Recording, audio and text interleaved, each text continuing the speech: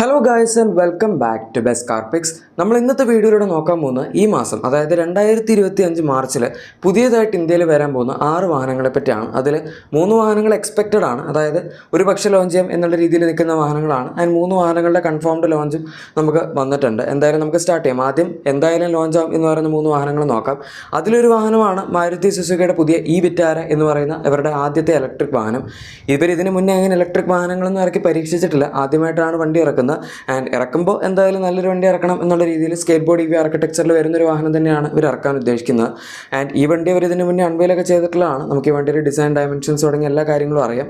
മൊത്തത്തിൽ അത്യാവശ്യം ഫീച്ചറിസ്റ്റിക് ആയിട്ടുള്ളൊരു ഡിസൈനിലാണ് ഈ വാഹനം വരുന്നത്. മറ്റുള്ള മാരുതി സുസുക്കി വാഹനങ്ങളായിട്ട് ഇങ്ങനെ ഒരുപാട് കാര്യങ്ങൾ അങ്ങോട്ടും ഇങ്ങോട്ടും ഷെയർ ചെയ്യാത്ത രീതിയിലും ഈ വാഹനം വരുന്നുണ്ട്. ഇപ്പോൾ ഫോർ എക്സാമ്പിൾ ഈ വാഹനത്തിൻ്റെ മൊത്തത്തിലുള്ള എക്സ്റ്റീരിയർ ഡിസൈൻ നോക്കാനാണെങ്കിൽ വേറൊരു വാഹനം നമുക്കങ്ങനെ അവർ കടമെടുത്തതുപോലെ തോന്നുന്നില്ല. അതുപോലെ ഇപ്പം DRLs സംഭവങ്ങളൊക്കെ ആണെങ്കിലും വ്യത്യാസമുണ്ട്. അതുപോലെ തന്നെയാണ് ഈ വാഹനത്തിൻ്റെ ഇൻറ്റീരിയേഴ്സ്. ഇതാണ് മെയിൻ വ്യത്യാസം. ഇൻഫോടൈം സിസ്റ്റം, ഇൻസ്ട്രുമെന്റ് ക്ലസ്റ്റർ, അതുപോലെ സെൻറ്റർ കൺസോൾ, ഡാഷ്ബോർഡ് ലേഔട്ട് എല്ലാ കാര്യങ്ങളും പുതിയതാണ്. അതുപോലെ തന്നെ ഇവരുടെ പുതിയ സ്റ്റിയറിംഗ് വീൽ 2 സ്പോക്ക് സ്റ്റിയറിംഗ് വീലാണ്, അതും ഇതിനകത്ത് കൊടുത്തിട്ടുണ്ട്. 2 ബാറ്ററി കൺഫിഗറേഷൻസിലാണ് ഈ ഒരു വാഹനം വരുന്നത്. ഒന്ന് 49 kWh ആണ്, പിന്നെ വരുന്നത് 61 kWh ആണ്.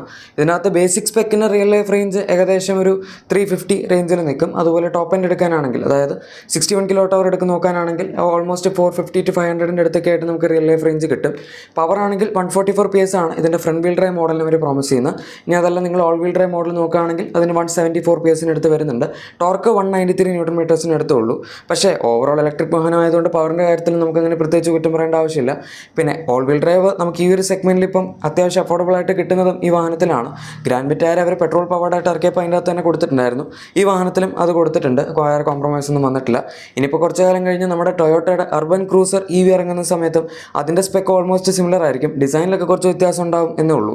ഈ വണ്ടിയുടെ exact launch date Maruti Suzuki ഇതുവരെ പറഞ്ഞിട്ടില്ല. പക്ഷേ ഏകദേശം മാർച്ചിൻ്റെ പകുതിയോടുകൂടിയൊക്കെ ഈ വാഹനം ഇറങ്ങും എന്നാണ് പറയപ്പെടുന്നത്. നമുക്ക് നോക്കാം, അധികം വേഗം അത് ഒഫീഷ്യൽ ഡേറ്റ് വരേണ്ടതാണ്.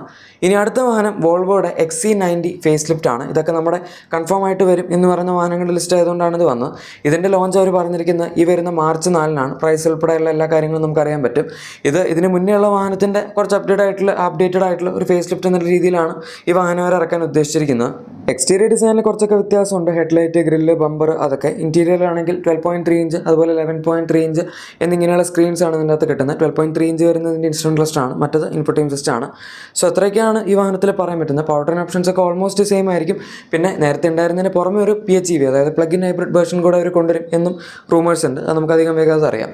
ഇനി അടുത്ത വാഹനം നമ്മുടെ മെർസിഡീസിൻ്റെ മേബാക്ക് SL680 എന്ന് പറഞ്ഞ വാഹനമാണ്. ഇതുവരെ ഇവിടെ ഇറങ്ങിയിട്ടുള്ളവർ വെച്ച് ഏറ്റവും സ്പോർട്ടി ആയിട്ടുള്ളൊരു മേബാക്ക് മോഡലാണ്. മാത്രമല്ല ഇത് 2 സീറ്റർ കൂപ്പയാണ്. ആൻഡ് ഈ വാഹനം 4 സിലിണ്ടർ പെട്രോൾ എഞ്ചിനോട് കൂടിയാണ് വരുന്നത്. പക്ഷേ 585 bhp അതുപോലെ 800 Nm ടോർക്കുമാണ് ഇത് പവർ ഔട്ട്പുട്ട്സ് ജനറേറ്റ് ചെയ്യുന്നത്. 0 to 100 ടൈം ഏകദേശം 4 സെക്കൻഡ്സിനടുത്താണ് വരുന്നത്. മൊത്തത്തിൽ വളരെ സ്പോർട്ടി ആയിട്ടുള്ളൊരു വാഹനമാണ്. ഇൻറ്റീരിയറിൽ നമുക്ക് 11.9 അതുപോലെ 12.3 ഇഞ്ച് എന്നിങ്ങനെയാണ് സ്ക്രീൻസിൻ്റെ ഒരു കൺഫിഗറേഷൻ വരുന്നത്. മൊത്തത്തിൽ എക്സ്റ്റീരിയർ ടോൺ ആണെങ്കിൽ റെഡ് ആൻഡ് ബ്ലാക്ക് ആണ്. ഇൻറ്റീരിയർ നമുക്കൊരു ഡ്യുവൽ വൈറ്റ് ആൻഡ് ബ്ലാക്കിൻ്റെ ഒരു കോമ്പിനേഷനിലാണ് കിട്ടുന്നത്. അങ്ങനെ ഈ വാഹനം വരാൻ പോകുന്നത് മാർച്ച് 17-നാണ്. അന്നായിരിക്കും ലോഞ്ച് പ്രൈസ് എല്ലാം നമുക്ക് അറിയാൻ സാധിക്കുന്നത്.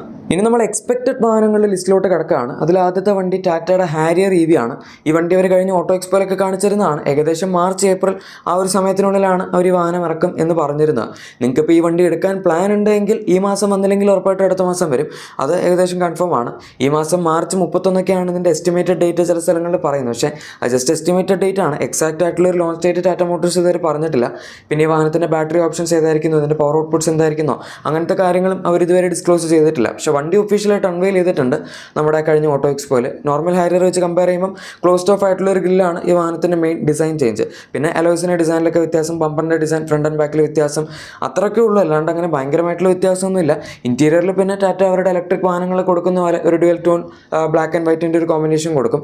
അത്രയൊക്കെ ഉണ്ടാവുള്ളൂ. ഇതിൻ്റെ ടെസ്റ്റിംഗ് ഒക്കെ ഈ അടുത്ത് ക്യാമഫ്ലാജ് ഒന്നും ഇല്ല. അതൊരു വൈറ്റ് വണ്ടി ടെസ്റ്റിങ്ങിൻ്റെ ഭാഗമായിട്ട് സ്പോട്ട് ചെയ്യപ്പെട്ടിട്ടുണ്ടായിരുന്നു. ഇതിൻ്റെ ബാറ്ററി എന്തായാലും നമുക്ക് മഹീന്ദ്രയുടെ ഇപ്പോൾ വന്ന പുതിയ ഇലക്ട്രിക് വാഹനങ്ങളുമായിട്ട് കമ്പയർ ചെയ്യാൻ പറ്റുന്ന രീതിയിൽ തന്നെ എക്സ്പെക്ട് ചെയ്യാം. റിയൽ ലൈഫ് റേഞ്ച് ഏകദേശം 500 കിലോമീറ്റേഴ്സിനടുത്ത് ഇതിനകത്ത് കിട്ടും എന്ന് തന്നെയാണ് നമ്മൾ വിചാരിക്കുന്നത്. അതുപോലെ പവറിൻ്റെ കേസാണെങ്കിലും ഈ വണ്ടി ഫ്രണ്ട് വീൽ ഡ്രൈവ് ആയിരിക്കും ബേസിക് ലേഔട്ട് വരുന്നത്. പക്ഷേ ഓൾ വീൽ ഡ്രൈവ് എന്തായാലും ഉണ്ടാവും, അത് കൺഫേം ആയിട്ടുണ്ട്. ടാറ്റ തന്നെ ഇതിന് മുന്നേ അവരുടെ സാധനങ്ങളൊക്കെ പേറ്റൻറ്റ് ചെയ്തതിൻ്റെ ലീക്കൊക്കെ വന്നിട്ടുണ്ടായിരുന്നു. സോ ഓൾ വീൽ ഡ്രൈവ് എന്ന് പറയുമ്പോൾ ഇത് ഡ്യുവൽ മോട്ടോർ സെറ്റപ്പിൽ വരുന്ന വണ്ടിയാണ്, ഇലക്ട്രിക് ആയതുകൊണ്ട്. അതുകൊണ്ട് നമുക്കങ്ങനെ ഭയങ്കര ഹാർഡ് കോർ ഓഫ് റോഡിംഗ് ഒന്നും നിങ്ങൾക്ക് ഇത് വെച്ച് ചെയ്യാൻ പറ്റും എന്ന് പ്രതീക്ഷിക്കരുത്. ലൈറ്റായിട്ടുള്ള ഓഫ് റോഡിങ്, അതുപോലെ ഇലക്ട്രിക് വാഹനങ്ങളിൽ മെയിനായിട്ട് ഓൾ വീൽ ഡ്രൈവ് സിസ്റ്റം വരുന്നത് നമുക്ക് ബെറ്റർ റോഡ് ഗ്രിപ്പും അതുപോലെ മാക്സിമം ആ ഒരു പവർ നമുക്ക് റോട്ടിലേക്ക് ഇടാൻ ഉള്ള ആ ഒരു ഹെൽപ്പിനൊക്കെ വേണ്ടിയാണ്. അതായത് വീൽ സ്പിൻ ആവാതെ ബെറ്റർ ട്രാക്ഷൻ കിട്ടുക, കോർണറിംഗ് എബിലിറ്റി കൂട്ടുക, അങ്ങനത്തെ കാര്യങ്ങൾക്കൊക്കെ വേണ്ടി. ഹാർഡ് കോർ ഓഫ് റോഡിങ്ങിന് വേണ്ടി വരുന്ന വേറെ വണ്ടികളുണ്ട്. ഇപ്പം G-Wagon ഇലക്ട്രിക് ആയിക്കോട്ടെ, അല്ലെങ്കിൽ അങ്ങനത്തെ വാഹനങ്ങളൊക്കെയാണ് നമുക്ക് പിന്നെ ഇലക്ട്രിക്കിൽ തന്നെ ഓഫ് റോഡ് പോകാൻ പറ്റും എന്ന് പറയാൻ പറ്റുന്നത്. ഈ വണ്ടി അവർ ഇനിയിപ്പോൾ എങ്ങനെ കൊണ്ടുവരും നോക്കാം. ഇതിൻ്റെ അകത്ത് കുറേ ട്രാക്ഷൻ മോഡ്സ് ഒക്കെ ഉണ്ട്. ഇലക്ട്രിക് ഇനിയിപ്പോൾ നിങ്ങൾക്ക് ഓഫ് റോഡ് പോകണമെന്നുണ്ടെങ്കിൽ പോകാനുള്ള കുറച്ച് മോഡ്സാണ് അവർ അതിനകത്ത് കൊടുത്തിരിക്കുന്നത്. ഇനി അടുത്ത വാഹനം നമ്മുടെ MGയുടെ സൈബർസ്റ്റർ എന്ന് പറഞ്ഞ ഇലക്ട്രിക് വാഹനമാണ്. ഇതിൻ്റെയും എസ്റ്റിമേറ്റഡ് ലോഞ്ച് ഡേറ്റ് ആണ് മാർച്ച്. കറക്റ്റ് ലോഞ്ച് ഡേറ്റ് അവർ ഇതുവരെ കൺഫേം ചെയ്തിട്ടില്ല. പക്ഷേ വാഹനത്തിൻ്റെ ടീസേഴ്സ്, അതുപോലെ ടെസ്റ്റിംഗ് ഫോട്ടോസ്, എല്ലാ കാര്യങ്ങളും ഒട്ടുമിക്ക എല്ലാ സ്ഥലങ്ങളും അവർ ഈ വാഹനം ഷോക്കേസ് ചെയ്യുന്നുണ്ട്. നമുക്ക് ഇന്ത്യയിൽ കുറേ കാലത്തിന് ശേഷം വരാൻ പോകുന്ന അത്യാവശ്യം അഫോർഡബിൾ ആയിട്ടുള്ള ഒരു 60 lakhs റേഞ്ചിലൊക്കെ നിൽക്കുന്ന സ്പോർട്സ് കാർ ആയിരിക്കും ഈ വണ്ടി. ആൻഡ് ഡിസൈനൊക്കെ കണ്ടാൽ നമുക്ക് അത്രയും നല്ലൊരു സ്പോർട്ടി ആയിട്ടുള്ള ഡിസൈനിൽ തന്നെയാണ് അവർ വാഹനം ഇറക്കിയിരിക്കുന്നത്. കംഫർട്ടബിൾ ആണ്. പിന്നെ ഈ വണ്ടിയെ പറ്റി പറയാനാണെങ്കിൽ ഈ അടുത്ത് ഇതൊരു ഏഷ്യ ബുക്ക് ഓഫ് റെക്കോർഡ്സിലും ഇന്ത്യ ബുക്ക് ഓഫ് റെക്കോർഡ്സിലും സ്ഥാനം പിടിച്ചിട്ടുണ്ടായിരുന്നു. നമ്മുടെ സാംഭാർ സോൾട്ട് ലേക്കിൽ ഇന്ത്യയിലെ ഏറ്റവും ഫാസ്റ്റായിട്ട് 0 to 100 അച്ചീവ് ചെയ്തിരിക്കുന്ന ഒരു വാഹനം കൂടിയാണ്. ജസ്റ്റ് 3.2 സെക്കൻഡ്സിലാണ് ഈ വാഹനം 0 to 100 അച്ചീവ് ചെയ്തിരിക്കുന്നത്. ഇതിന് നമുക്കിപ്പോൾ പറയാനാണെങ്കിൽ 77 kWh ബാറ്ററി പാക്കാണ് വരുന്നത്. ഓൾ വീൽ ഡ്രൈവ് സെറ്റപ്പിലാണ് അവരത് കൊടുത്തിരിക്കുന്നത്. റിയൽ ലൈഫ് റേഞ്ച് നമുക്ക് ഏകദേശം 400 to 500 റേഞ്ചിൽ കിട്ടും. കാരണം വണ്ടിയുടെ ബാറ്ററി സൈസൊക്കെ വളരെ വലുതാണ്. പക്ഷേ ബാക്കിയൊക്കെ നിങ്ങൾ ഓടിക്കുന്നതനുസരിച്ചിരിക്കും. ഇത്രയും സ്പോർട്ടി ആയിട്ടുള്ളൊരു വാഹനം, ഇത്രയും ഫാസ്റ്റും ആയതുകൊണ്ട് നമ്മൾ എങ്ങനെ ത്രോട്ടിൽ കൊടുക്കുന്നു, എങ്ങനെ ഈ വണ്ടി ഉപയോഗിക്കുന്നു എന്നുള്ള രീതിയിലായിരിക്കും കംപ്ലീറ്റ്ലി ഇതിൻ്റെ റേഞ്ചും കാര്യങ്ങളൊക്കെ ഡിപ്പെൻഡ് ചെയ്യുന്നത്. ഓൺ പേപ്പർ 510 PS പവറും 725 Nm ടോർക്കുമാണ് ഈ ഒരു വാഹനം ജനറേറ്റ് ചെയ്യുന്നത്. നമ്മുടെ പുതിയ MG സെലക്ട് ഡീലർഷിപ്പിനുണ്ടല്ലായിരിക്കും ഈ വാഹനം വരാൻ പോകുന്നത്. ഇത് മാത്രമല്ല അവരുടെ പുതിയൊരു M9 എന്ന് പറഞ്ഞ ഇലക്ട്രിക് MPVയും കൂടെ വരുന്നുണ്ട്. എന്തായാലും നമുക്ക് നോക്കാം. അത്യാവശ്യം നല്ലൊരു അപ്രോച്ചാണ് അവരിങ്ങനെ കുറച്ച് വ്യത്യസ്തമായിട്ടുള്ള വാഹനങ്ങളൊക്കെ, സ്പോർട്സ് കാർസൊക്കെ നമുക്ക് ഈ ഒരു പ്രൈസ് പോയിന്റിൽ ഇറക്കിക്കൊണ്ട് ചെയ്യാൻ ഉദ്ദേശിച്ചിരിക്കുന്നത്. ഇനി അടുത്തതും നമ്മുടെ ലിസ്റ്റിലെ അവസാനത്തെ വാഹനം കിയയുടെ പുതിയ EV6ൻ്റെ ഫേസ് ലിഫ്റ്റ് ആണ്. ഈ വാഹനം അവർ ഓട്ടോ എക്സ്പോയിൽ കാണിച്ചിട്ടുണ്ടായിരുന്നു. ഇതിൻ്റെ പ്രൈസും മറ്റ് ഡീറ്റെയിൽസും നമുക്ക് ഇതുവരെ അറിയില്ല. പക്ഷേ അവർ കഴിഞ്ഞ വർഷം തന്നെ ഗ്ലോബലി ഈ ഒരു വാഹനം ഇറക്കിയതായിരുന്നു. ഈ വർഷമാണ് നമുക്ക് ഇന്ത്യയിൽ കിട്ടിയത് എന്ന് മാത്രം. പ്രൈസ് എന്തായാലും മാർച്ചൊക്കെ ആകുമ്പോഴേക്കും അറിയാൻ പറ്റും എന്ന് തന്നെയാണ് പറയുന്നത്. ഇനി ഇൻ കേസ് മാർച്ചിൽ വന്നില്ല എന്നുണ്ടെങ്കിൽ ഏപ്രിൽ ഇതിൻ്റെ ലോഞ്ച് ഉണ്ടാകും. എക്സാക്ട് ലോഞ്ച് ഡേറ്റ് ഇപ്പോഴും നമുക്ക് അറിയാൻ പറ്റിയിട്ടില്ല. മെയിനായിട്ട് ഇതിൻ്റെ ഡിസൈനിൻ്റെ ഡിഫറൻസ് വരുന്ന ഫ്രണ്ട് പ്രൊഫൈലാണ്. പിന്നെ റിയർ പ്രൊഫൈലും ചെറിയ രീതിയിലുള്ള കുറച്ച് മാറ്റങ്ങളൊക്കെ വന്നിട്ടുണ്ട്. അലോയ്സിൻ്റെ ഡിസൈൻ മാറിയിട്ടുണ്ട്. ഇൻറ്റീരിയറിൽ അത്യാവശ്യം നല്ല രീതിയിലുള്ള ഒരു ഡിസൈൻ ചേഞ്ച് വന്നിട്ടുണ്ട്. നമുക്ക് 12.3 ഇഞ്ച് 2 ഇൻഫർടൈൻമെന്റ് സിസ്റ്റം കിട്ടുന്നുണ്ട്. അതുപോലെ സെൻറ്റർ കൺസോൾ മൊത്തത്തിലുള്ള ഒരു ഡിസൈൻ എടുക്കുകയാണെങ്കിൽ കുറച്ചൊക്കെ വ്യത്യാസങ്ങൾ ഇതിനകത്ത് കാണാം. 12 ഇഞ്ച് സൈസ് വരുന്ന ഒരു ഹെഡ് അപ്പ് ഡിസ്പ്ലേ വാഹനത്തിലുണ്ട്. പിന്നെ അഡ്വാൻസ്ഡ് റെസിസ്റ്റൻസ് സിസ്റ്റം ആയിക്കോട്ടെ, അങ്ങനത്തെ എല്ലാ ഫീച്ചേഴ്സും ഇതിനകത്ത് കിട്ടുന്നുണ്ട്. 84 kWh ബാറ്ററി പാക്കാണ് ഈ ഒരു വാഹനത്തിലേക്ക് ഉപയോഗിച്ചിരിക്കുന്നത്.